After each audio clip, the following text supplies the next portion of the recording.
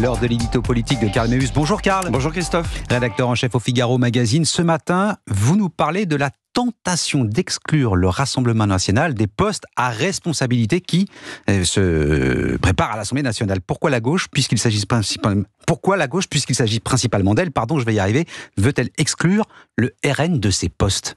Parce que pour la gauche, le RN n'est pas un parti républicain.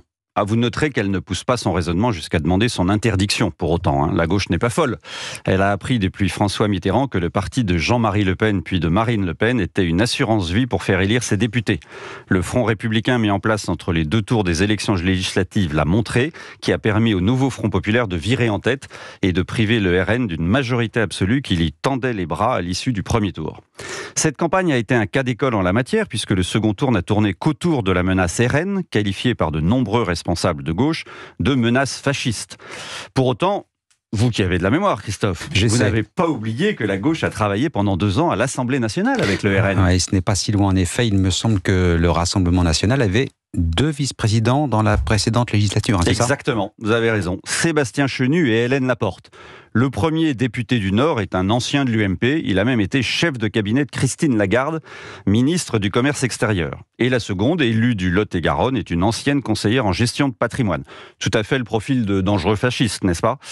Bon, plus sérieusement, ces 2 personnalités ont été pendant 2 ans vice-présidents de l'Assemblée nationale, vous l'avez dit, aux côtés notamment de l'insoumise Caroline Fiat et de la socialiste Valérie Rabault.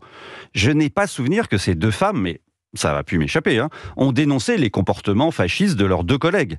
Et quand ils présidaient les débats au sein de l'hémicycle, en remplacement de la présidence, comme c'est leur rôle, je ne crois pas que la gauche ait hurlé au scandale en quittant l'hémicycle. La NUPES était moins regardante quand il s'agissait de voter la motion de censure contre le texte sur les retraites. Alors là, les voix du RN, ça ne les gênait pas du tout pour tenter de faire tomber le gouvernement. Alors, comment exclure en 2024 un parti qui a obtenu plus de 10 millions de voix et fait élire plus de 140 députés quand on le faisait participer au fonctionnement de cette même Assemblée 2 ans plus tôt alors qu'il n'avait que 89 représentants ? Comment réagit-on au RN face à cette tentative d'exclusion ? Alors on le prend très mal, évidemment. Si ça devait arriver, les votes pour les postes de vice-président, questeurs et secrétaires qui ont lieu demain, les dirigeants du RN ne se priveraient pas de crier au scandale démocratique. Comment leur donner tort ? Ils font savoir depuis le début de la semaine qu'ils ont malgré tout des moyens de rétorsion envers ceux qui voudraient les excuses.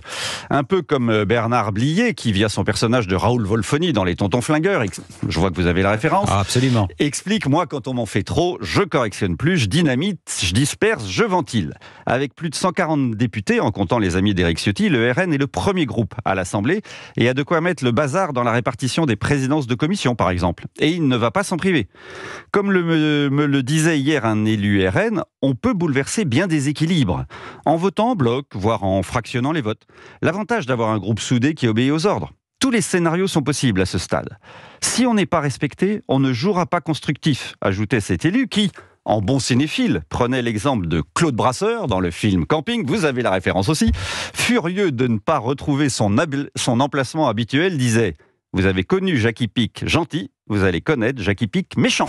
Et s'il va au camping cet été, ils ne diront pas bonjour à Patrick non plus. Signature Europe 1, Karl Méus, rédacteur en chef au Figaro Magazine. Merci Karl, à demain. À demain Christophe.